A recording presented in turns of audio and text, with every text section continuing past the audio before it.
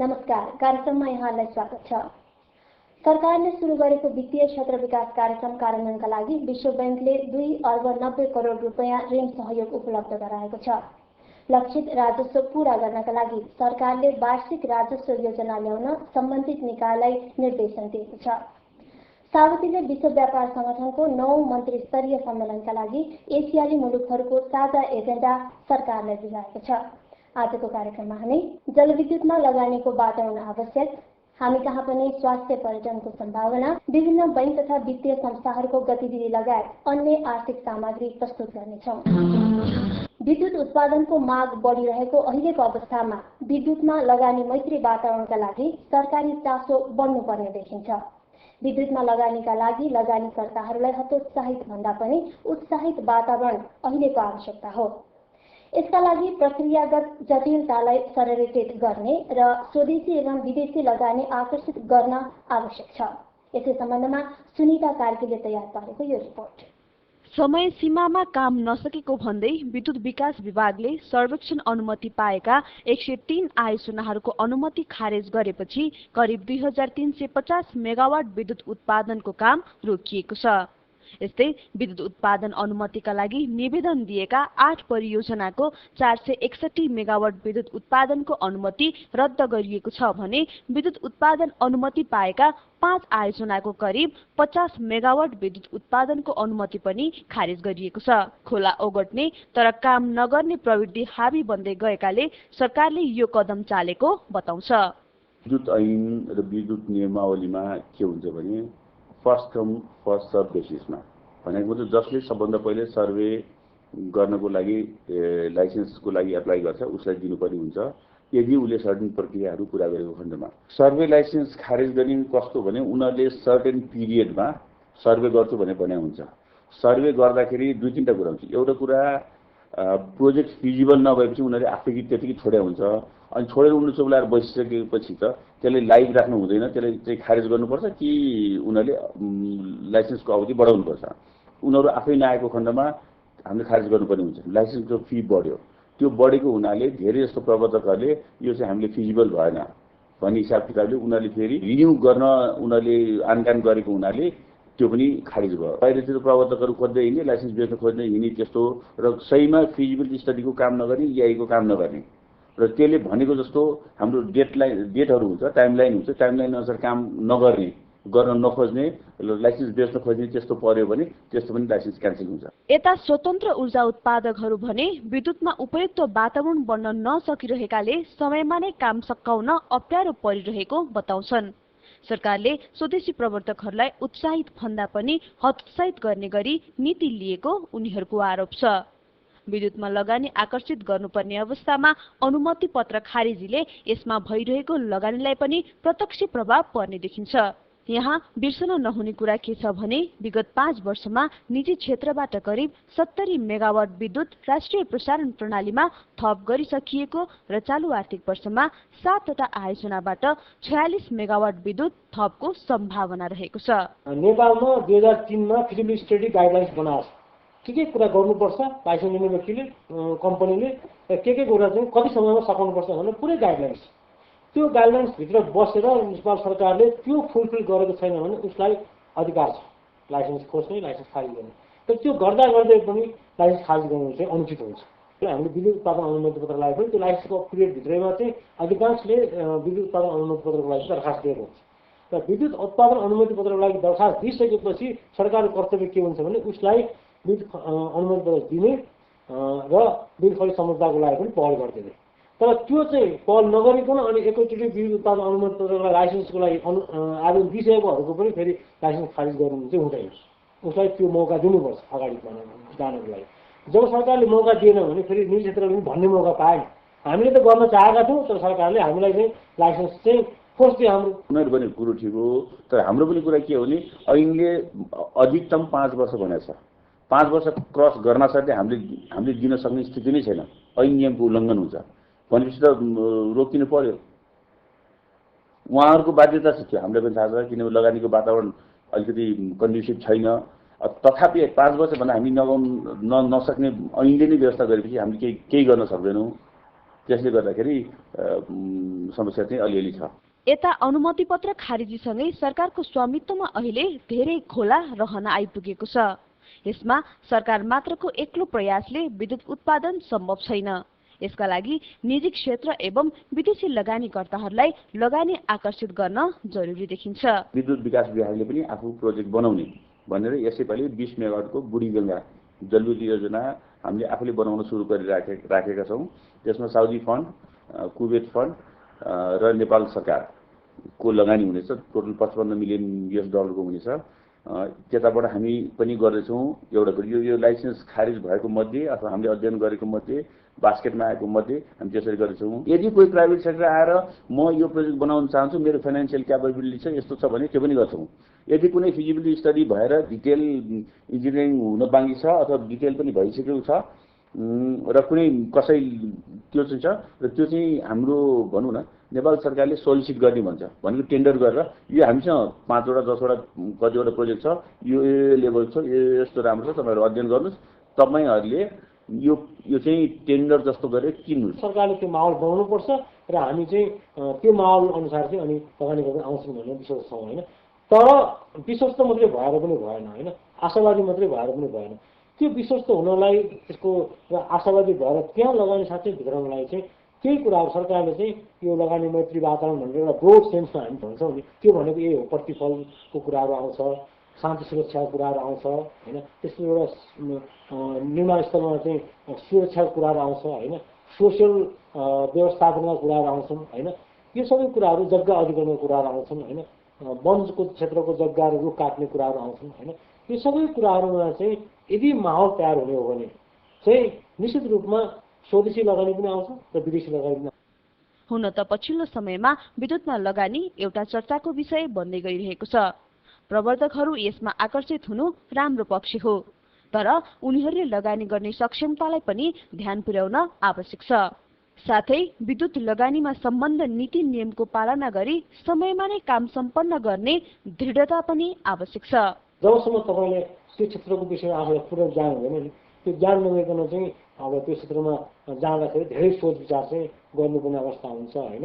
र अब banking sector merger भएको त्यो एउटा इन्स्टिट्युसनल मर्जर भएर अगाडि बढेको कुरा आफ्नो ठाउँमा, त्यो एउटा नेपाल यो क्यापिटल अथवा एउटा चाहिँ त्यसका सेयर होल्डरहरूलाई चाहिँ प्रोटेक्सन गरेर अगाडि बढ्यो भने जस्तै अब तपाईँको हाइड्रो पावरमा पनि लगानीकर्ताहरूले मिलेर होइन, जस्तो एउटा जोखिम भनौँ न, एउटै प्रोजेक्टमा एकजनाले लगानी गर्दाखेरि त्यो व्यक्ति मात्रै जोखिम उसले मोल्नुपर्ने हुन्छ भने बरु थुप्रै लगानीकर्ताले मिलेर बरु धेरै प्रोजेक्टहरू गऱ्यो भने चाहिँ त्यसको जोखिम पनि अलिकति कम गराउन चाहिँ सकिन्छ। अहिले मुलुकमा सञ्चालित निजी तथा सरकारी 39 जलविद्युत परियोजनाहरूबाट कुल 687 मेगावाट विद्युत उत्पादनको क्षमता रहेको छ।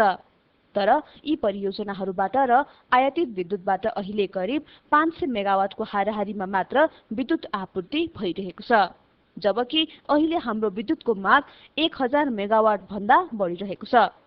विद्युत उत्पादनमा सरकार र निजी प्रवर्तकहरूको सहकार्य र लगानीको उपयुक्त वातावरण प्रमुख आवश्यकता बनेको छ। भर्खरै प्रस्तुत गरिनु जलविद्युतमा लगानी सम्बन्धी रिपोर्ट। अब केही कमर्सियल। गत जुलाई महिनामा हवाई मार्गबाट नेपाल आउने पर्यटकको संख्यामा 0.287% वृद्धि भएको छ। यता नेपाल अयल निगमको मासिक घाटा 115 करोड रुपियाँ पुगेको छ। साताको अन्त्यमा नेप्से परिसूचक 12.59 अङ्कले वृद्धि भई 546.89 बिन्दुमा पुगेको छ। थप सामग्री सहित प्रस्तुति बिजनेस राउन्डअप। अर्थमन्त्री शंकर प्रसाद कोइरालाले मुलुकमा बढ्दो व्यापार घाटालाई कम गर्नका लागि निर्यातमा जोड दिनुपर्ने बताउनु भएको छ। नेपाल तयारी पोसाक संघको 22औं वार्षिक साधारण सभा कार्यक्रममा अर्थमन्त्री कोइरालाले निर्यात प्रवर्धनका लागि व्यवसायीहरूलाई सुविधा दिन सरकार तयार रहेको बताउनुभयो।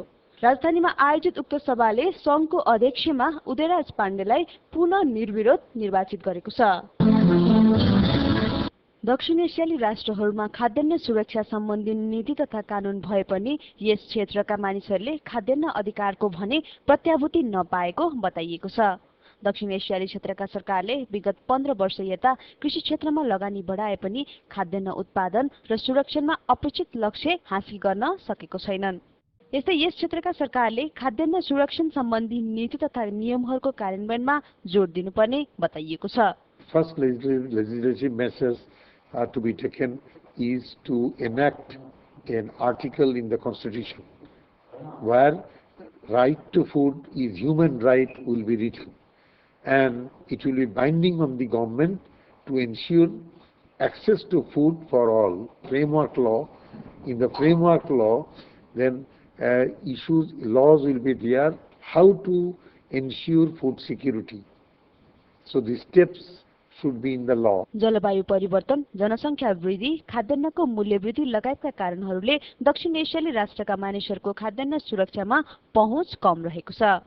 यता कृषियोग्य जमिन तथा बसोबासका लागि प्रयोग गरिने जमिनको वर्गीकरणले कृषि क्षेत्रको विकास हुने देखिन्छ, जसका लागि यस क्षेत्रका सरकारले कृषि क्षेत्रका लागि थप बजेटको विनियोजन र प्रभावकारी कार्यान्वयनमा जान आवश्यक रहेको छ। In South Asia, there is no comprehensive agricultural reform. So we need a comprehensive agricultural reform where the land use system is to be clearly defined and the farmers' rights should have to be defined, so that a comprehensive agricultural reform system will help us to attain food security. दक्षिण एसियाली मुलुकमा खाद्यान्न सुरक्षणमा कार्य गर्दै आएका सरकारवालाहरूको क्षेत्रीय बैठकमा खाद्यान्न सुरक्षा र खाद्यान्न अधिकारको सुनिश्चितता सरकारले गर्नुपर्ने धारणा व्यक्त गरिएको छ। South Asia work on trade, economics and environment, साउथी ग्रोथ तथा अक्सफामको संयुक्त आयोजनामा सञ्चालित यस क्षेत्रीय बैठकमा दक्षिण एसियाली मुलुकबाट 50 भन्दा बढीको सहभागिता रहेको थियो।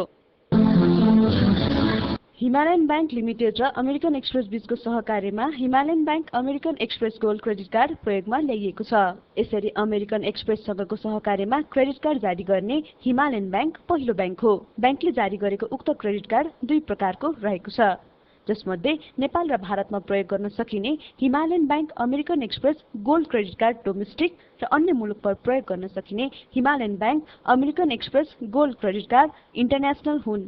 यी कार्डको प्रयोगकर्ताहरूले विभिन्न स्थानमा प्रयोग गर्दा छुट पाउने बैंकले बताएको छ। यस्तै उक्त कार्ड हिमालयन बैंकको 76 एटीएममा र अन्य 900 केन्द्रहरूमा प्रयोग गर्न सकिने बताइएको छ। अलायन्स इन्स्योरेन्स कम्पनी लिमिटेड सञ्चालनको 17 वर्ष पूरा गरी 18औं वर्षमा प्रवेश गरेको छ। सञ्चालनको 18औं वर्ष प्रवेशको अवसरमा कम्पनीले सामाजिक उत्तरदायित्व कार्यक्रम अन्तर्गत बाढी पीडितहरूलाई लुगाफाटा वितरण गरेको छ। यस अवधिसम्ममा कम्पनीको 10 शाखाहरू सञ्चालनमा रहेका छन्। साथै आगामी दिनमा थप शाखाहरू विस्तार गरी कृषि तथा लघु बीमामा जाने योजना रहेको कम्पनीले बताएको छ। कम्पनीले हाल इन्स्योरेन्स म्यानेजमेन्ट सफ्टवेयर मार्फत सम्पूर्ण कारोबारहरू अनलाइन पद्धतिमा सञ्चालन गर्दै आएको छ। विगतको वर्षको हिसाबले हेर्यो भने हाम्रो कम्पनीमा 5 वर्षमा हामी 3 टाइम्स बढी बिजनेस गरेका छौँ भने यो वर्ष पनि वृद्धि भएको छ गर्नेहरूको संख्यामा हैन। तर यो पनि एउटा लिमिटेड मार्केटबाट सेल भएको छ कि जस्तै बैंकबाट आएको बिजनेस हो। थप बिजनेसको लागि अझ पनि हामीले धेरै नै मेहनत गर्नु बाँकी छ। अहिले नयाँ नीति अनुसार हामीले बोर्डको डिसिजन भएको छ कुनै नयाँ ठाउँमा जाने भनेर पश्चिममादेखि लिएर अथवा यता जनकपुर, लाहान है र कृषिको लागि पनि थप एउटा सेल बनाउने प्लानमा छ हामी हैन। त्यसको लागि पनि हामी कतै जाने हो अथवा थप्ने भन्ने कुरा प्रक्रिया अगाडि बढिरहेको छ। थप बिमा भनेर कृषिमै हामीले अलिकति नयाँ फोकसमा ल्याउने हो कि भन्ने कुरा थाहा छ। अब जुन कुरा अहिले सरकारले पनि यसलाई अनुदान दिने कुरा गरेको छ, त्यो हिसाबले हेर्दाखेरि अब हामीले गरेको बिजनेसमा एउटा थप नयाँ कार्यक्रम सञ्चालन गर्ने हामीलाई धेरै महत्त्वपूर्ण त्यहाँ सायद प्लेटफर्म पाउँछ जस्तो लाग्छ। यस इन्स्योरेन्सले गत आर्थिक वर्षमा 59 करोड 48 लाख रुपैयाँ बीमा शुल्क आर्जन गरेको छ। कम्पनीले पुँजी वृद्धिका लागि हक प्रतिशत निष्कासन गर्ने भएको छ। कम्पनीको हाल सुक्ता पुँजी 16 करोड 23 लाख रुपैयाँ रहेको छ। कम्पनीले हाल मोटर बीमा, हवाई बीमा, इन्जिनियरिङ बीमा लगायतका बीमाहरू सङ्कलन गर्दै आएको छ। असार मसानसम्म व्यापारको हिसाबले प्रिमियम कलेक्सन चाहिँ अहिले झन्डै 59 करोड 48 लाख पुगेको छ, जुनको तुलना पहिलाको सालभन्दा झन्डै 14 करोड समथिङ बराबरको बढी भएको हो, जुन तुलनामा हिसाबले 25% वृद्धि छ ट्राभल व्यवसाय। अब ग्राहकहरूको सन्तुष्टि हेर्ने हो भने हामीले यसपालि झन्डै 60,262 वटा पोलिसी जारी गरेका छ। त्यो पनि हाम्रो लागि थप ग्राहकको महसुस भएको छ। पुँजी वृद्धि गर्दाखेरि बिजनेस कसरी बढाउने भन्ने कुरा पनि हामीलाई त्यसलाई कसरी मर्यादा गर्दैन हो त्यसलाई चाहिँ हामीले एउटा मार्केटिङलाई नै अहिले एउटा फोकस गरेर अब बिजनेस पनि अलिक बढी भन्नुपर्ने आवश्यक देखेको छ त्यो नजरले गर्दाखेरि हामीले अब यसपालि पनि सेक्टर वाइज चाहिँ चेन्ज गरेर कृषिको पनि थप आउने चान्स देखेको छ। कम्पनीको वार्षिक उत्सव कार्यक्रममा इन्सुरेन्समा कार्यरत कर्मचारीहरूलाई कदर पत्र प्रदान गरिएको थियो। हामीसँग स्वास्थ्य पर्यटन सम्भावना सम्बन्धी रिपोर्ट अझै बाँकी छ, त्योभन्दा अगाडि ब्रेक। नेपालमा पछिल्लो समय स्वास्थ्य क्षेत्रमा बढ्दै गएको लगानी, ठूला अस्पताल र मेडिकल कलेजहरूको स्थापनाले यहाँ ठूलो संख्यामा विदेशी बिरामीहरूलाई उपचारका लागि आकर्षित गर्न सकिने सम्भावना देखिएको छ। राम्रो जलवायु तथा पर्यटकीय दृष्टिकोणले समेत नेपालका लागि स्वास्थ्य पर्यटन प्रतिस्पर्धी क्षेत्र हुन सक्छ। एक रिपोर्ट।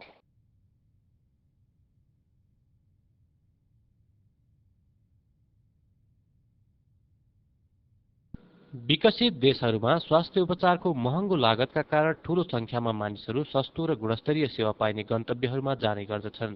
भारत र थाइल्याण्डले यसअघिदेखि नै ठूलो संख्यामा बिरामीहरूको उपचार गरिरहेका छन्। युरोप, अमेरिका र मध्यपूर्वी देशहरूबाट उपचारका लागि थाइल्याण्ड र भारत आउने बिरामीहरूको संख्या हरेक वर्ष बढ्दै गएको छ। भारतले दक्षिण भारतको चेन्नई शहरलाई मेडिकल टुरिज्म हब अर्थात् चिकित्सा पर्यटन केन्द्रको रूपमा विकास गर्न लागेको छ। भारतमा मात्र वर्षेनी 32 लाख विदेशीहरू उपचारका लागि आउने गरेको तथ्याङ्क छ। विदेशी बिरामीहरूको उपचारबाट भारतले वार्षिक 2 अर्ब अमेरिकी डलर भन्दा बढी आम्दानी गरिरहेको अनुमान गरिएको छ। दक्ष चिकित्सकहरू, सुविधा सम्पन्न अस्पतालका कारण केही वर्ष अघिसम्म स्विजरल्याण्ड र सिङ्गापुरमा विदेशी बिरामीहरूको चाप अत्याधिक देखिन्थ्यो। लागत र गुणस्तरमा प्रतिस्पर्धा गर्दै अब त्यो बजार थाइल्याण्ड र भारतमा सरेको छ। भारत र चाहिँ अब साउथ इस्ट एसियामा थाइल्याण्ड, सिङ्गापुरले जसरी चाहिँ यसलाई एउटा बिजनेस मोडलको रूपमा डेभलप गर्न खोजिरहेका छन् या विगतमा चाहिँ युरोपियन मुलुकहरूले यसलाई गरिरहेको थियो, त्यसको चाहिँ नै सिको हुन एक छ। त्यहाँ गरिएको बिजनेस मोडललाई नेपालमा रिप्लिकेट गर्नको लागि यी कुराहरू हस्पिटलको साइडमा चाहिन्छ। विकसित देशका अस्पतालहरूमा स्वास्थ्य उपचार मात्र होइन, उपचारका लागि जाँदा बसोबास समेत महँगो हुने गर्दछ। त्यसैले अहिले विश्वका धेरै मानिसहरू जहाजमा यात्रा गरेर स्वास्थ्य उपचारका लागि गुणस्तरीय र सस्तो गन्तव्यमा आवजावत गर्ने गरेका छन्। नेपालमा पछिल्लो समय स्वास्थ्य क्षेत्रमा बढ्दै गएको लगानी, ठूला अस्पताल र मेडिकल कलेजहरूको स्थापनाका कारण यहाँ ठूलो संख्यामा विदेशी बिरामीहरू उपचारका लागि आकर्षित गर्न सकिने सम्भावना देखिएको छ। राम्रो जलवायु तथा पर्यटकीय दृष्टिकोणले समेत नेपालका लागि स्वास्थ्य पर्यटन प्रतिस्पर्धी क्षेत्र हुन सक्छ। हेल्थ चाहिँ अलिकति अरूभन्दा अपेक्षाकृत अगाडि, किनभनेदेखि मेडिकल कलेजहरू पनि हामीले मेडिकल कलेजहरूबाट पनि अहिले राम्रै भइरहेको छ। दुईटै हिसाबले भएको छ। अलिकति विदेशी विद्यार्थी पनि हामीले आइरहेका छन्। अलिकति हाम्रो चाहिँ नेपालमा उत्पादित विद्यार्थीहरू विदेशमा गएर काम गर्ने पनि सबै भइरहेका छ। एक किसिमले त्यो खालको अवस्था छ भनेदेखि अब हाम्रो हावापानी अवसरको रूपमा छ। किनभने अब कति ठाउँ त अत्यधिक गर्मी हुने छन् होइन, कति ठाउँ अत्यधिक जाडो हुने छन्।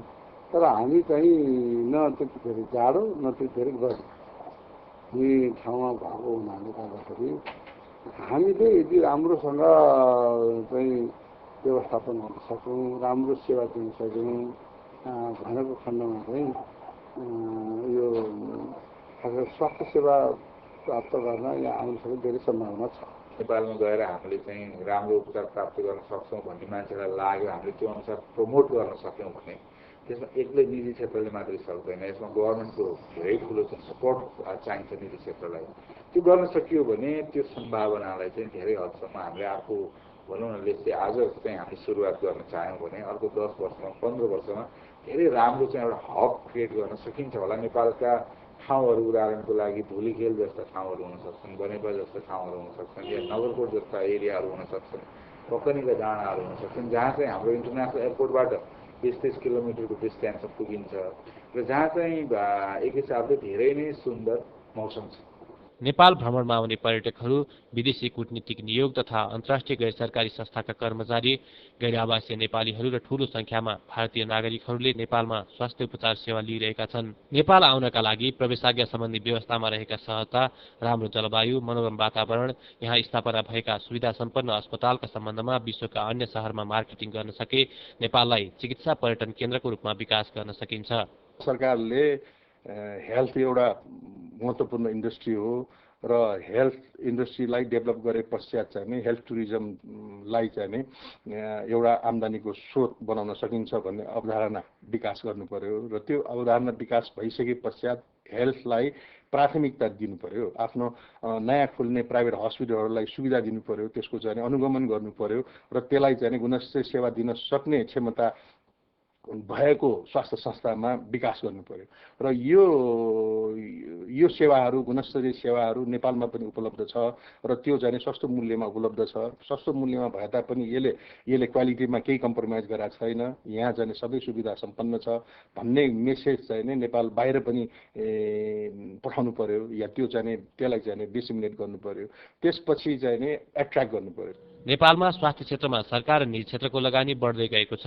अहिले नेपालमा सरकारी र निजी गरी 107 वटा ठूला अस्पताल र 20 वटा मेडिकल कलेज सञ्चालनमा छन्।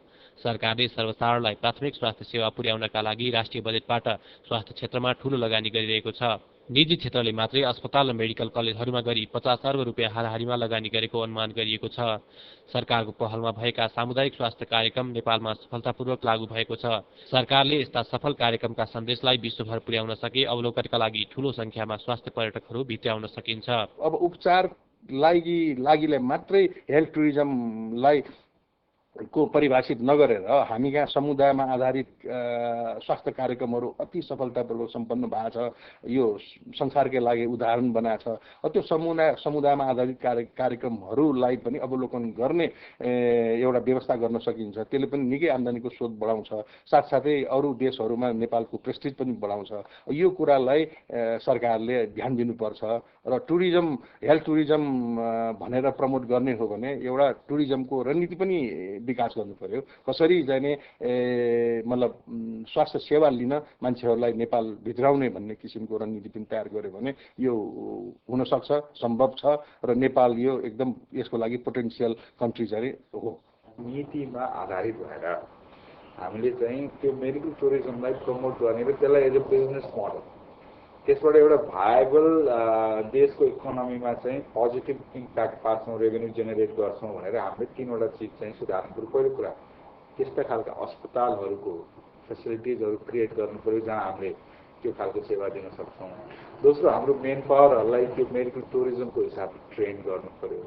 त्यो चाहे कन्सल्टेन्ट्सहरू हुनु होला, चाहे प्यारामेडिकल स्टाफ्सहरू हुनु होला या सेवा दिने अरू चाहिँ त्यो सेवाग्राहीलाई सेवा दिने अरू स्टाफ्सहरू हुनु होला। त्यो एउटा त्यो proper chain of human resource चाहिँ क्रिएट गर्नुपर्छ। त्यसको चाहिँ फन्डामेन्टल के हो भने ओभरअल इन्भाइरोमेन्ट पनि हाम्रो भित्र जस्तो ट्रान्सपोर्ट गर्न सजिलो हुने, हस्पिटल्सहरूले चाहिँ चाहेको लजिस्टिक्स म्यानेज गर्नको लागि उदाहरणको लागि एम्बुलेन्सहरूको service from hospital to airport, त्यो मान्छेलाई चाहिँ एयरपोर्टसम्म आउन मिल्ने सुविधा या चाहिँ हाम्रो हस्पिटलले चाहिँ त्यो मान्छेहरूलाई ट्रान्सफर गर्ने, विदेशी भूमिसम्म पुर्याइदिने या विदेशी भूमिबाट नेपालमा आउने त्यो लजिस्टिक्स र एक हिसाबले नेपालभित्र पदार्पण गरेपछि म त राम्रो मुलुकमा आएछु, यो ठाउँमा आएर म साँच्चीकै सेवा लिन सक्छु भन्ने एउटा साइकोलोजिकल इम्प्रेसन पनि दिन सक्नुपर्छ। अमेरिका र बेलायतमा भन्दा भारतमा उपचार झण्डै 10 गुणा सस्तो पर्ने अध्ययनहरूले देखाएका छन्। नेपाल पनि यिनै सस्तो गन्तव्यहरूमध्ये एक हो। हामी कहाँ स्वास्थ्य उपचारका सुविधाहरूलाई राम्रो बजारीकरण गर्नुपर्ने र अस्पताल, सडक तथा विमानस्थल लगायतका पूर्वाधार विकास गर्नुपर्ने हुन्छ। नेपालमा आँखा रोग, स्त्री रोग, हाड जोर्नी, न्युरो, मुटु रोग, दन्त चिकित्सा तथा आयुर्वेदिक उपचार जस्ता क्षेत्रमा विशेषज्ञ चिकित्सक तथा राम्रा अस्पतालहरू रहेका छन्। नेपालमा जुन अलरेडी विकसित सेवाहरू छन्, जस्तै आँखाको उपचार चाहिँ नेपालको एक्सिलेन्ट मानिन्छ। छिमेकी देशका मान्छेहरू अहिले पनि यहाँ उपचारको क्रममा यहाँ आउने गर्छ भनेपछि त्यसलाई चाहिँ अझ विकास गर्नु पर्यो र यो मेसेज जताततै पुर्याउनु पर्यो र आँखाको सेवालाई प्राथमिकता दिएर नेपालमा धेरै राम्रो उपचार हुन सक्छ भन्ने चाहिँ एउटा रणनीति नै तयार गर्नु पर्यो। एउटा त्यो।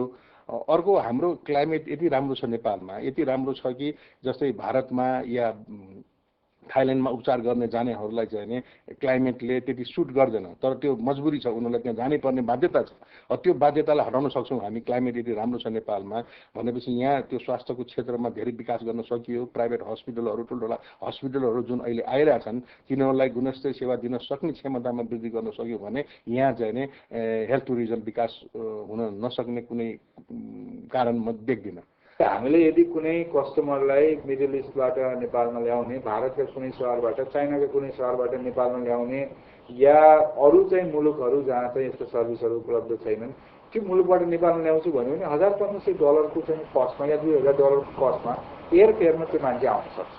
तर त्यो एयरफेयर सँगसँगै हाम्रो infrastructure on air service, airport म्यानेजमेन्टदेखि लिएर एयरपोर्टदेखि हस्पिटलसम्मको चाहिँ ट्राभलिङका कुराहरूदेखि लिएर ओभरअल राज्यको संयन्त्र पनि त्यस्ता मान्छेलाई आउनलाई चाहिँ स्वागत गर्ने खालको हुनु पर्यो र त्यो अनुसारको माइन्डसेट सरकार र प्राइभेट सेक्टरले चाहिँ मिलेर तयार गर्न सक्यौँ भने मलाई लाग्छ मेडिकल टुरिज्मको जुन अहिले कन्सेप्ट बिस्तारै इभल्भ भइरहेछ र विशेष गरी विकसित मुलुकहरूमा चाहिँ यो हेल्थ केयरको कस्ट चाहिँ एकदमै धेरै महँगो भएको परिवेशमा नेपालमा चाहिँ हामीले विकसित मुलुकहरूका र चाहिँ विकासशील मुलुकहरूका र जसको इकोनोमी चाहिँ एउटा साइजमा पुगेको छ त्यस्ता मुलुकहरूका बिरामीहरूलाई हामीले ल्याउन सक्यौँ भने हाम्रो हस्पिटल्सहरूको चाहिँ रेभेन्यू जेनेरेटिङ क्यापासिटी चाहिँ धेरै माथि जान सक्छ। South Asia Watch and Trade economics and Environment साउथीले केही समय अघि गरेको अध्ययनमा नेपालमा वार्षिक 1 लाखको संख्यामा मानिसहरूले स्वास्थ्य उपचारका लागि वार्षिक 13 करोड रुपियाँभन्दा बढी खर्च गर्ने गरेको देखिएको छ। त्यसो त नेपालबाट आँखामा राख्ने लेन्स, आयुर्वेदिक तथा अन्य एलोपेथिक औषधिहरू समेत निर्यात भइरहेका छन्। त्यस्तै ठूलो संख्यामा चिकित्सक तथा नर्सहरू विदेशमा सेवा गरिरहेका छन्। स्वास्थ्य उपचारको क्षेत्रमा प्रतिस्पर्धी बन्न सक्ने सम्भावना प्रचुर रहेकोले यस क्षेत्रमा लगानी बढाउन आवश्यक छ।